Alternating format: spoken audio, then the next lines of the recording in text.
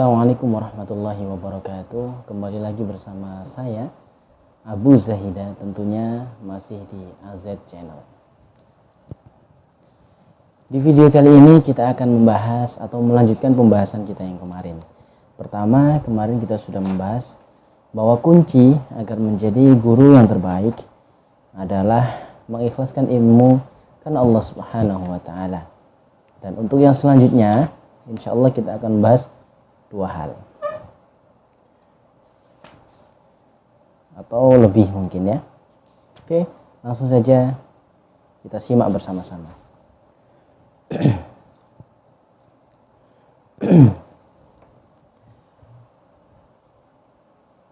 Namun sebelum kita simak, alangkah lebih baiknya jika kita atau Anda mengklik tombol like, subscribe, dan nyalakan loncengnya.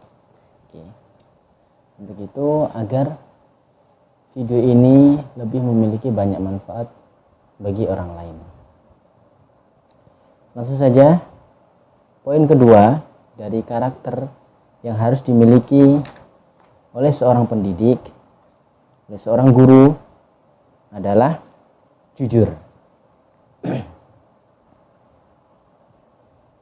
Jujur adalah mahkota di atas kepala seorang guru. Setiap guru, setiap pengajar, ia harus memiliki sifat jujur. Jangan sampai antara kata-katanya, antara kata-kata yang diucapkannya dengan tindakannya itu berselisih. Karena itu akan menurunkan martabatnya sendiri. Jadi, jika yang pertama kemarin pembahasan kita adalah tentang mengikhlaskan ilmu karena Allah Subhanahu wa taala, dan yang kedua kali ini yakni jujur.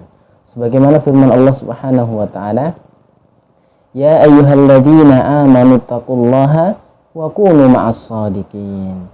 Hai orang-orang yang beriman, bertakwalah kepada Allah dan hendaklah kamu bersama orang-orang yang jujur. Kejujuran itu sangat penting, terlebih dalam dunia pendidikan. Karena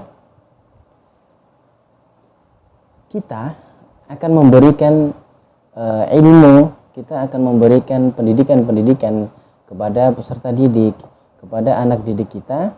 Maka ketika kita jujur, kita sebagai seorang guru atau role model, ketika kita jujur, maka anak-anak akan mengikuti apa yang kita lakukan, yakni kejujuran. Oleh karena itu, jujur harus kita tanamkan, atau sebagaimana sabda Nabi Shallallahu Alaihi Wasallam, Innas sidqa yahdi ilal bir, wa innal birra yahdi ilal jannah.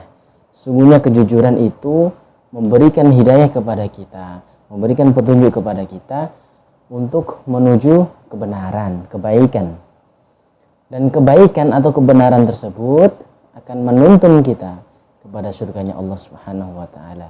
Maka kita sebagai seorang guru, pendidik, ustadz, kiai, atau bahkan orang tua, kita harus mampu memiliki sifat jujur. Kepada anak kita harus jujur. Kepada siswa kita harus jujur. Kepada santri kita harus jujur. Katakan yang sejujurnya. Yang selanjutnya, langsung saja kita ke poin ketiga. Yakni ini masih ada kesinambungannya dengan poin kedua. Di poin ketiga, di dalam kitab Begini Seharusnya Menjadi Guru, dibahas bahwa poin ketiga, serasi antara ucapan dan perbuatan. Ini sama halnya dengan jujur atau satu kesatuan dengan sifat jujur. Jujur itu adalah samanya antara ucapan dan perbuatan.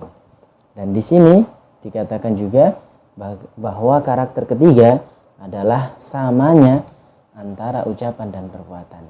Karakter pertama ikhlas karena Allah, 2 jujur, 3 samanya antara ucapan dan perbuatan atau serasinya antara ucapan dan perbuatan. Allah Subhanahu wa taala berfirman, "Ya ayyuhalladzina amanu lima taquluna ma la taf'alun. Kabura maqtan indallahi an taqulu ma la taf'alun." Wahai orang-orang yang beriman, Kenapa kamu mengatakan apa-apa yang tidak kamu kerjakan? Amat besar kebencian di sisi Allah bahwa kalian mengatakan apa-apa yang tidak kalian kerjakan. Nah, di sini jelas bahwa ketika kita menjadi seorang guru, orang tua, ustadz, kiai, ketika kita menjelaskan kepada santri kita, menjelaskan kepada anak kita, menjelaskan kepada siswa kita, kita katakan bahwa sholat itu wajib. Namun ketika kita sendiri ternyata tidak melaksanakan sholat, itu akan menjadi nilai buruk bagi kita. Untuk itu ketika kita mengatakan sesuatu atau sebelum mengatakannya, mari kita introspeksi terlebih dahulu. Mari kita evaluasi terlebih dahulu. Sudahkah saya melakukan hal demikian sehingga saya pantas mengatakannya? Karena ketika Anda belum mampu untuk melaksanakannya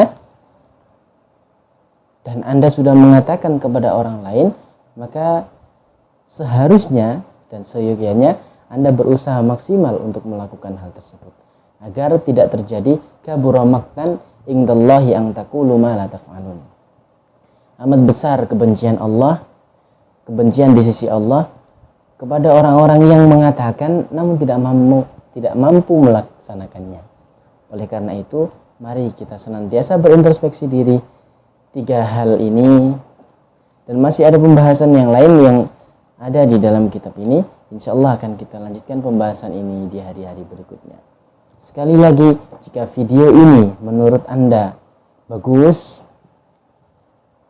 petik like, dan juga Anda belum subscribe, segera subscribe, dan jika Anda belum berlangganan, segera berlangganan. Dan apabila video ini memiliki manfaat yang banyak dan akan lebih bermanfaat jika Anda menyebarluaskannya. Untuk itu, semoga ilmu yang kita pelajari ini bermanfaat. Akhirnya, assalamualaikum warahmatullahi wabarakatuh.